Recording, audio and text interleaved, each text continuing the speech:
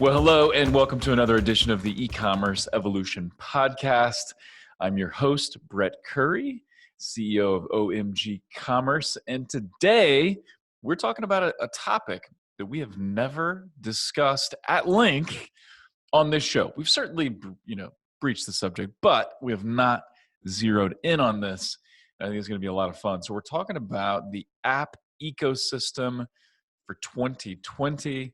What do you need to know? What you consider? Do you need an app? Do you not need an app? And I'm really excited to welcome my guest onto the show today. My guest is Chase Clymer. He's the co-founder of Electric Eye, and he's also the host. He's a fellow podcast host. Love meeting other podcast hosts, but he hosts the Honest eCommerce, hope I got that right, podcast. And so with that, Chase, welcome to the show, man. How you doing? I'm doing fantastic today. You made it through. You billed me right. You 10 out of 10 so far. Yes, fantastic. We're really excited. So excited to talk apps and look at the app ecosystem. I think it's going to be super informative and really help give people the info they need to walk in with confidence and navigate the app ecosystem. Before we do that, though, how did you get to this place? So give us the 90-second background on how you founded Electric Eye, but how you got into e-commerce in the first place. So way back when I was in a punk rock band, and that didn't pay the bills at all. Awesome. Yeah. So I learned web design. I started to learn advertising. I started to learn, get a little closer to the money, as they say. I started to kind of dive into e-commerce when my business partner left his company. And we were teaming a bunch of projects together. We asked each other, like, do you want to start something real here? And like, oh, we're having fun freelancing. So obviously 6 months later, we had an agency with like a full thing of clients, and we had no idea what we were doing. Luckily, that was 5 years ago. Now we do know what we're doing. It took Beautiful. a while, but we figured it out. So now we've got a fun, solid team, a fully remote agency. We really like that lifestyle as well. But all we're doing out here is helping e-commerce brands grow with smart marketing and beautiful design. And kind of through that, I started the podcast to talk to people like yourself and other agencies and just, be in the space and get to know stuff. It keeps me on my toes. Yep. I love it. I love doing podcasts for a lot of reasons. One of them is just connecting with great people. So you've been aggressive though. How long have you been doing the podcast and how many episodes do you have now? I've been doing the podcast for just over a year. I think we're at like episode 60s coming out this week. Beautiful. So we do a podcast a week, and it was a big undertaking, but I've got some people that help me out on the inside. So all I have to do is find cool people and hopefully have an okay conversation. Yeah, I'm the same way. There is quite a bit of work in launching a podcast. It really is better if you have a team. You don't have to, but I'm the same way. I just show up and hopefully conduct a good interview, and I've got a team that runs the rest, which is beautiful. So, hey, I got to know, what was the name of your punk rock band? Okay, so this was when I was younger, so take it with a grain of salt. So me and a bunch of buddies were in a band called City Lights out of Columbus, Ohio. It was pop punk. We kind of hit a glass ceiling. Everyone had better opportunities, and funny enough, some of the people that were in that band are in other giant bands now, and one of them is currently a client. That's awesome. I was just thinking, do you watch the show Parks and Rec? I do. The first, I think it's first season, Chris Pratt, his character is going through the evolution of all the names. So anytime I talk to someone about the name of their band, I always go back to Chris Pratt rattling off like the 15 names his band had. I was just trying to remember some of the names, and I can't remember, but they were hilarious. I think they settled on Mouse Rat was like the name for the longest time. Yeah. They went back and forth on Mouse Rat, and anyway, yeah, good times. I luckily had nothing to do with the name. I'm pretty sure it came from someone putting it into that hero game, and it looked cool on the TV, and they're like, yeah, that's a good band name. Let's do it. Yeah. Okay. Awesome. So let's dive in, man. Let's talk about this topic, the app ecosystem right now. What should we be considering? What should we be thinking about? And so, as we approach this subject, what are kind of, well, do you want to frame the app ecosystem at all, and then do that, but then let's talk about, hey, what are the first things you need to consider when looking Absolutely. at an app? Sure. So this came up. We had a pre-interview a few weeks ago, and this was right after I had done a lot of kind of quick consulting gigs for a bunch of brands, and it was essentially I was just running through their website in and out, giving just my first thoughts. And what I was noticing was repeating with all these accounts I was looking at is they had way too many apps installed, and that is a trend that I see across almost every store I look at. Any client we're helping, it's usually they have way too many apps installed, and people don't understand that that is actually a detriment to your store, and it's probably affecting your conversion rate. You're probably paying for stuff you don't need to be paying for. Um, so that's kind of where the idea for this podcast came from, just kind of set the tone. So yeah, we're talking kind of very specifically about the Shopify ecosystem here, but I'm sure that you can take some of this and apply it to any other Absolutely. platforms that are out there. Yep. And So then we'll some of focus the on Shopify, but the same concept applies whether you're on Woo or you're looking at extensions from Magento or whatever the case may be. So a lot of these principles will hold true. absolutely. Yep. And so, I kind of had a flashback to the old Apple commercials, pushing the iPad and the iPhone and hey, there's an app for that, right? And that's the way it is in the Shopify ecosystem. And so many benefits to apps. We'll talk about those. But I think we, as store owners, can get this mindset of, hey, I'll just add this app, I'll add that app. Oh man, I'll go app crazy, man, because there's an app for everything, and why not try it? But you talk about, having too many apps will hurt your conversion rate and could be impacting your site. Talk about some of the drawbacks to having too many apps. Absolutely. So the first and foremost, the biggest drawback, and this is one that people don't get until someone specifically tells them, is that when you install an app into your store, it's installing code into your theme. And I want to test this app out. I'm just gonna install it, and then I'm gonna get rid of it. And no one's the wiser. Nothing bad's happened, right? Well, honestly, you're not thinking it all the way through. The second you click on install, that app no longer has access to your store, and that code is still there. It's still in that theme file. So now, if you just take this a step further and you're testing an app a week, you've got so much junk just in the file of your theme that's slowing it down. And you're like, oh, it's just a few lines of code. Well, sometimes, but sometimes it's calling a JavaScript file from somewhere else. Oftentimes it's calling the same JavaScript file. A lot of these things are built on the same frameworks, but they'll be calling 2 or 3 of the same file because there's 2, 3 apps doing almost the same thing. All of this is slowing down the performance of your store. And there's a lot of research done out there that, the faster your store, the higher your conversion rate. And then the inverse is also true. So if you're just looking at it from a straight performance perspective, an extra line of code is a detriment to your store. So you want it to be zippy. Without a doubt, we see that all the time. We operate as an agency on the traffic side, driving Google search, shopping, a lot of YouTube traffic, and if a client's site slows down, and we've seen this before, when it slows down, we'll feel the impact in all of our paid campaigns. So if you think about that, and losing a second in speed, and that's a decent amount, even losing milliseconds in speed can have a pretty dramatic impact on your conversion rate. I've seen like a second can be 20-30% drop in conversion rate. When you take that, then we have clients that are spending hundreds of thousands of dollars a month on various ad platforms and channels. That is extremely significant, right? So you may look at an app and say, oh, it's only $30 a month, no big deal. And it's going to do all these things. Let me just try it, right? No harm. We'll just install the app, no harm. Yeah, but you get too many of those. You start installing an app a week, as you mentioned, or even less. And if they're not really serving a purpose that you need, it's slowing the site down. What is that costing you, both in terms of your paid traffic conversion rate decreasing, but also organic traffic and everything else?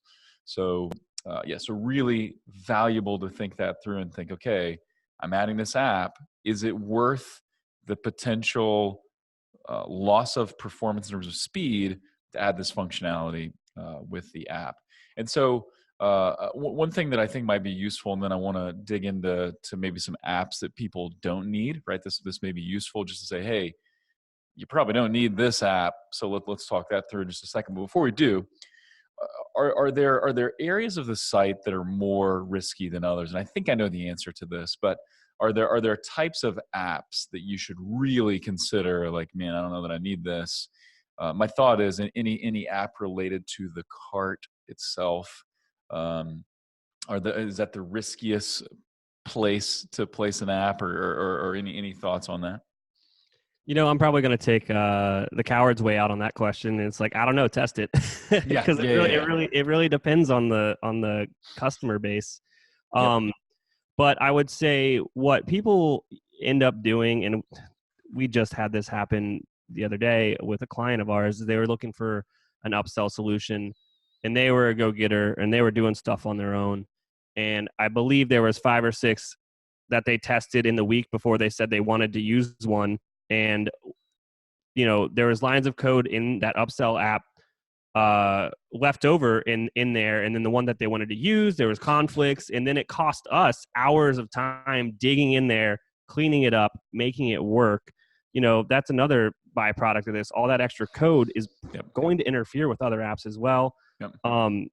But going back to your direct question, where do you think that what's most detriment? I would say the further down the funnel you are, absolutely. Yeah. The more streamlined you want that experience, Yep. and the less that you want to play around with stuff. And one thing I'll mention is really quickly, and again, this is coming from our perspective because we drive lots and lots of traffic for e-commerce companies, but you do something in the cart, right? You do an upsell, cross-sell, whatever type of app. And we know some of the developers of some of those apps, and some of them are great, but there are considerations you have to have.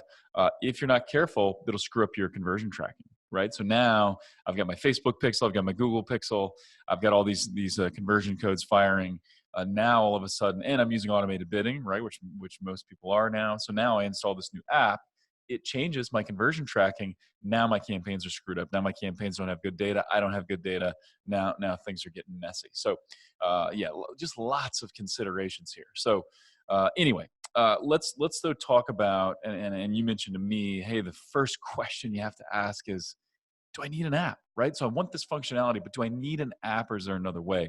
So what are some apps you probably don't need? So if you're on Shopify, these are some apps you can probably get away with, or get away without having. Yeah. So that's probably the first thing. So anytime we bring on a new client, or we're talking about maybe some CRO stuff or some performance stuff, we're like, let's take a look at the apps. That's the easiest win, is to see what's going on in there. And we just run a basic audit, right?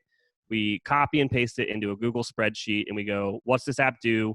Is it important? And we kind of just start from there. So the number one thing that we usually see, which is hilarious, is people have 2 apps that do the exact same thing. Mm-hmm. Like, even to the point where they have 2 upsell apps installed at the same time.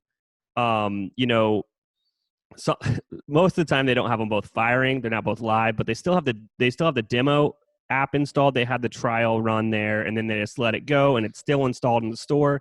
That's still installed in your theme. That's still loading up when your website loads up. You know what I mean? So just leaving that stuff in there is a terrible idea. So the number one thing that I find funny is when you have 2 apps that do the same thing.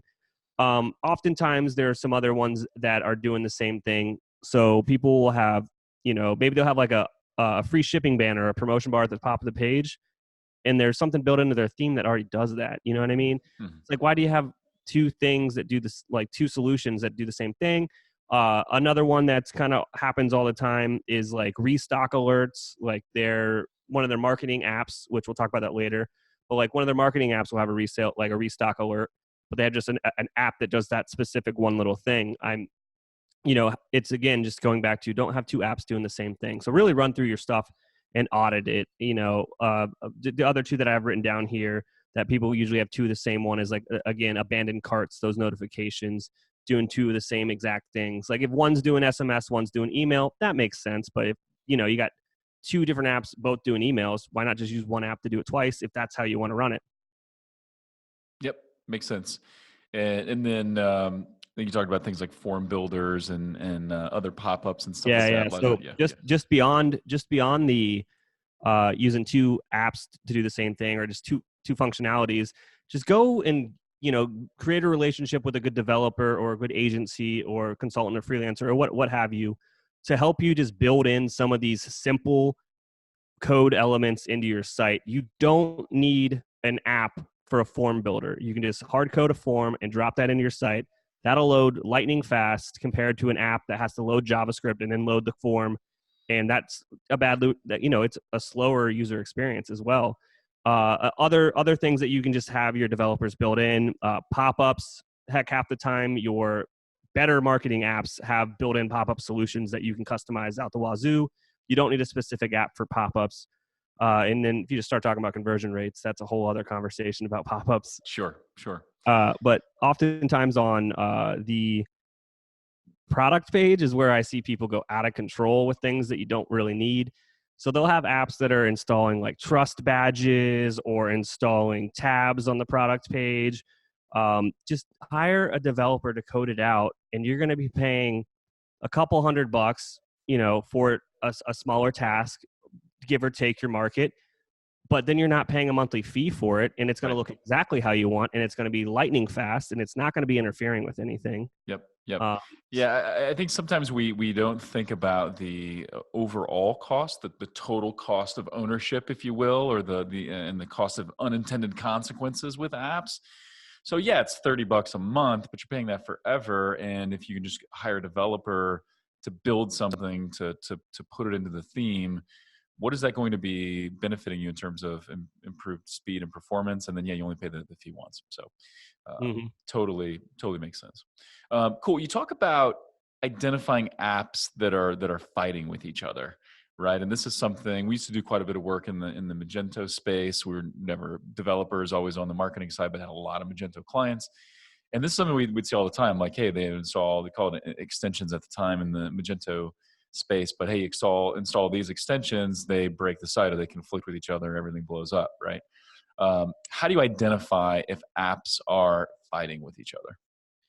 Oh, I mean, that's a difficult one, and that is usually the result of people doing what we're saying here, is just installing stuff willy-nilly and not really having a good track record of what's going on in there. So it usually ends up that we have to have, a senior developer go in there, take some backups, and just start doing operation, finding out which lines of codes are having errors with it, and then just reverse engineering what's supposed to be happening. And usually during the growth phase of these companies, as like these e-commerce brands, it's usually during the growth phase that they're switching out apps, they're getting more powerful solutions. There's a lot of stuff happening really quickly, so they're not really using best practices. So you kind of end up with a theme, when they're starting to hit their growth, like they're passing $1 million in sales, like their theme is usually terrible around that time in their life, just because it wasn't something they were thinking about.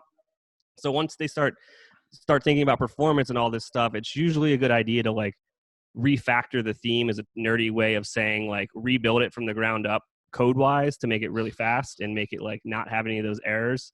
And it's just something that's going to happen in the life cycle of your brand that you're going to have, if you want to keep the design the same and you want to speed it up, like you're probably going to have someone with a good architectural mindset about how these things are supposed to be built, like retheme it to get rid of all that old code. Great. Makes sense. I think that's the advice of the day, right? If we had to zero in on this is the most important thing, is, that this is not one of those things where, hey, I can just install it and then, turn it off and it's all fine. I can just keep loading these up. No, the code stays, and there's some residual impact there. Think before you install an app and dig in a little bit. Is there anything, so you mentioned, getting a senior developer to get a backup of the site and kind of stress test a little bit to find if these apps are fighting with each other. Is there anything, any kind of symptoms that might be flaring up that a Shopify store owner could see that could possibly tip them off that, hey, I may have app conflict, I need to bring in a developer? Is it just site speed related? So now things are really slowing down. I want to go back a little bit though. Like there's a way to avoid this completely. How's that? It's from the start, just be like knowledgeable. Like I'm not going to test these apps. I'm going to ask someone that knows what they're talking about, which app to use. So I don't have to buy twice, to get to what I need. Just get the right one the first time. So that's talking to a consultant or a freelancer or someone in the ecosystem. I tweet stuff all the time. I'm like, hey, we're having problems with this type of solution. Like, what's a good solution for this problem? Just ask people smarter than you, and they'll give you the answer. That's an easy way to do it. But if you do want to test something, just take a backup of your theme right then and there. Beautiful. Don't install anything yet, and then install it in the new theme. And then you can revert it back to the previous version of it, and it won't have any of that code in there. It's just a little bit extra legwork, but then you're saving yourself from having all of these lines of code added to your theme. It's extra upfront legwork, right? And that feels painful, but it will save you so much time and headache and heartache that it's totally worth it. Yeah, especially like the best thing about Shopify is it really allows entrepreneurs to just do it, get out there, start selling stuff and having fun with it, which means that oftentimes the founding teams don't have a developer's mindset. I'm not a developer, but I know all of these issues because we run into them all the time now. There's usually not a developer on the team. There's not probably nothing versioning the website, which means like taking backups and knowing like where the new code's coming from and all the forks and all the fun stuff that you'll find on GitHub and similar solutions. Like, there's no one doing that for these websites. So then you end up with like something that's got all sorts of random lines of code in there.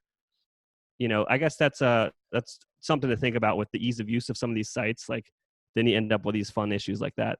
Sure. Makes sense. So let's dive into when should you consider an app, right? So what types of functionality should you say, okay, so these categories, you're looking for this kind of functionality? Yeah, look at an app because it's going to be better for you than hard coding or working with a developer.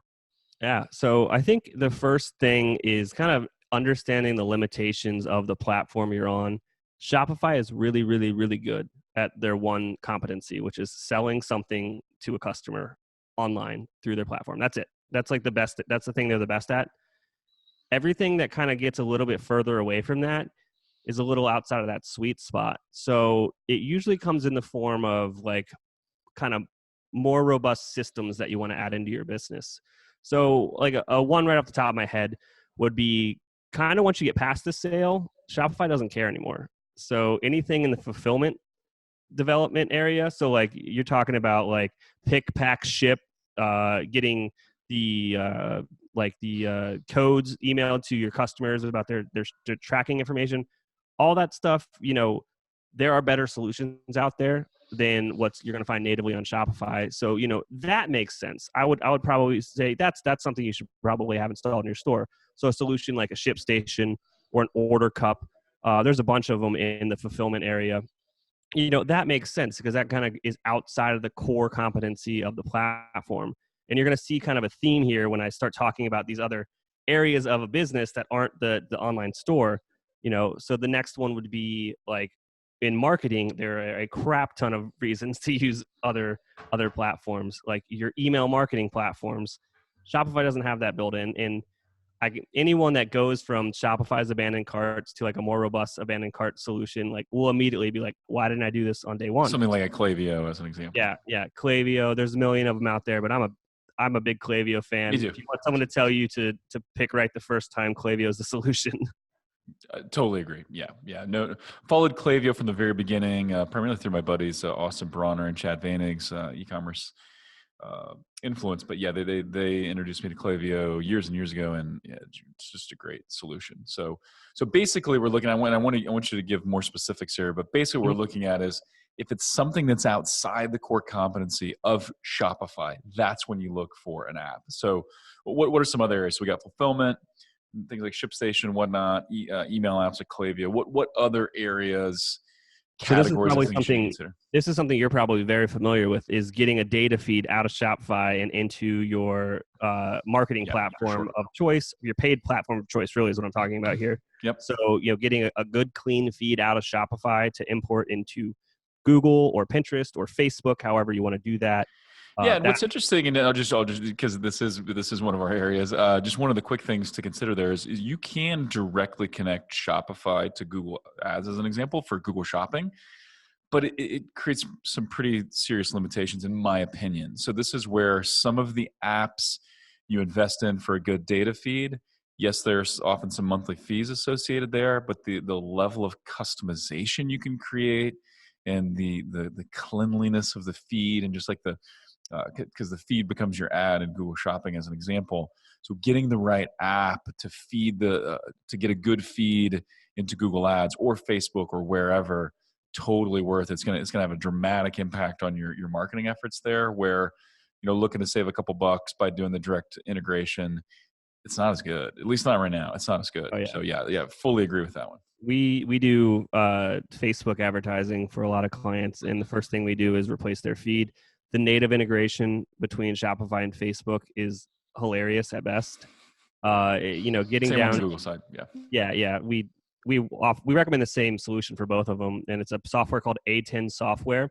I don't know what you use, but that's the one we recommend. It's a good deal for what it does, but that's the one we usually recommend. Yeah, I've not used that one. We use Datafeed Watch a decent amount. Go Datafeed. There's a couple of the good ones. Those are services as well. But A10, I'll have to check it out. Absolutely. For So sure. just Cool. to run down the list here, ones that are pretty useful to have installed after a while. Any help desk solution, any ticketing system, that's never going to be on Shopify's radar. So we're talking about Gorgeous. The number one player in the field is probably Zendesk. Like solutions like that to help with keeping your customers happy, keeping track of their inquiries with your business. Those are going to be things that make sense to have installed in your store. Some other stuff is if you have an inventory on your website that changes a lot, that's when I think it's useful to have a smart search solution that's powered by an app. You can hard code it in. If your inventory is 12 items long, like 12 SKUs, like you don't need an app. You can just hard code it. But if you've got thousands of SKUs that are changing, daily, weekly, you've got sizes that are always running out, you probably want a solution that can update in real time your solution, like your search results within the website. We're talking about like your mobile search. People are lazy. They're not going to go through your filters. They're going to type in what they want there. Yep. Having a solution that can quickly update that and get them to the product they want, that's always a good investment. Yeah, and one of the great things about some of those smart search apps and services is they will apply some basic machine learning and potentially AI, but I think it's probably more machine learning of looking at, okay, when people type in this type of search, these are the results I show them, but what's clicked on the most and what leads to a better outcome, and then they will adjust the results accordingly. And so that's one of those things, like you're not going to custom code that necessarily or get a developer to build that with any kind of cost efficiency, but some of these smart search apps and services will do that for you. Apply some machine learning to improve the results over time as results are observed. So yeah, love that recommendation. And Great. On the topic of smart searches, that right there is an easy win for anyone that doesn't have one on their store, especially on mobile. People are lazy, like I said earlier. They're going to type in something and spell it the wrong way, and if your website can't get them to the product they want, they're going to bounce. So that's an easy, quick CRO win, is having like an auto search and a good user experience on mobile that can get them to a product. So I love it. Just kind of a quick funny aside, and I'm sure others listening are the same way. But I find myself now when I go to a physical store, and I love to shop online. I don't like going to physical stores in most cases. Sometimes I do. But I find myself, I'm wandering the grocery store. I've been lost for 15 minutes, and I'm like, why can't I just search? Like, I just want to type, I just want to say the thing that I want, and I want it to appear, and I want to buy it, right? But a site without good site search, smart search, is kind of the same way, right? I just want to find what I want to find, but you're making it really, really difficult for me. And so, if I'm already in a store, I'm not going to walk out in frustration too quickly, because that's a waste of time. But if I'm online and I'm on a site and it's not giving me what I want, I'm gone, So smart search is so important. Absolutely. I got three more that I have written down on this list here. So the next one would be product reviews. The built-in one to Shopify is extremely lacking, and there are some great solutions out there for product reviews. That is one. Just having social proof on your website helps regardless. There are apps out there that do it very well, and this is across the board. I know that there are solutions that are on Magento as well, and also on BigCommerce. The same players are in that space as well. But yeah, having the social proof with those product review apps is definitely something to consider. And I just want to have an aside here that like, don't fake your reviews. It's trashy because people are Yeah. going to find out and Google's going to blacklist you. Yeah, yeah, such a bad idea for sure. Good. What about something like product financing? This is something that we're seeing a little bit more of, and I think especially for high ticket items, it can make a lot of sense. Um, we've also seen. I've had another guest on the show talking about those apps specifically, Mm-hmm. talking about how millennials and Gen Z often don't have credit cards, but they have debit cards, and so they like having these payment plans and stuff. Oh yeah. But any thoughts on product financing apps? Yeah, no, you that's another quick win, like the smart search solutions we were talking about. That's going to, overnight change your conversion rate.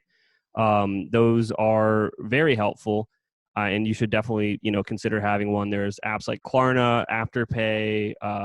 I think there's ForPay is another one of them. There's many solutions out there. They all kind of do the same thing, but what they really all do is they do increase your conversion rate, and that's something that Shopify is never going to offer. Yep, totally makes sense. Okay, awesome. So this has been super helpful and enlightening. Kind of as we wrap up here a little bit. What about, when do I begin considering? Okay, do I need another app or another handful of apps, or do I just need to go to Shopify Plus? If I'm on basic Shopify, do I need to pull together a bunch of apps and I can win that way? When should I consider Shopify Plus? I think from the financial perspective, if you're using Shopify Pay, there's like a straight legit threshold that you're going to hit to where Shopify Pay and the discount that you're going to get for moving from like advanced to pay on your payment processing fee. So I believe it goes from 2.7% down to 2.4%. I don't know what it is right now. Don't have it in front of me, but those are the numbers I have in my head. It's somewhere around the $2 million mark of annual sales through your website a year, to where just moving to Plus will offset the cost of having Plus just from that discount. So that's a quick just litmus test to see, like, what are my sales like yet? Anything below that, you need to have a very specific reason of why you need the functionality of Plus. And so there are three that always come to mind for me. And the first one I just talked about is having that discount on your payment processing. That's a big thing. The next one is going to be access to Shopify Flow, which is essentially Shopify's built-in automation solution. It's kind of like a Zapier or an if this then that, just lives inside your Shopify store. So it's really cool once you build a business that gets to the point where you start to realize you can start pushing data around and pushing processes around outside of the e-commerce store. So, sending specific things to your fulfillment warehouse, or, splitting up inventory in your warehouse. There's it's very specific use cases. So I'm probably not going to say one right now that matters to anyone else listening. Right. But needing that level of automation and having Shopify Flow is really there is a reason to think about it. And then another one is if you have really specific kind of like sales that you want to do, and there are apps out there that do those sales, but you can get rid of them all if you can move to Plus and you can use the scripts that are built in, because then you can just code the exact sale and it will work right every time. And then you won't have an issue with whatever solution you're using to make that sale happen. It'll just happen. And then another one out there that I've been actually using a lot more lately is I think it's part of Flow, or maybe it's I'm drawing a blank on what it's called, but it's a solution to schedule things to happen on your store, which is really cool. So instead of like having to stay up until midnight to launch that sale, you can just schedule it and it'll happen. And then it will turn off, and then that just happens. So once you kind of start getting into building those systems within your business, some of those automations make sense that you kind of want to have access to them. And then like the holy grail that everybody wants when they're moving to Plus is having access to the cart, which I'd say having access to the cart is a good thing and a bad thing. Yeah, for sure. Make sure you always test it, and make sure you do a lot of damage there if you don't know what you're doing, or you do too much. Shopify's got the number one most trusted default cart in the world because everyone's used to it. So anything you're doing there can be scary. Yep, for sure. That's one of those things where don't want to reinvent the wheel. If you've got something you're going to test on the cart, have a good reason for it.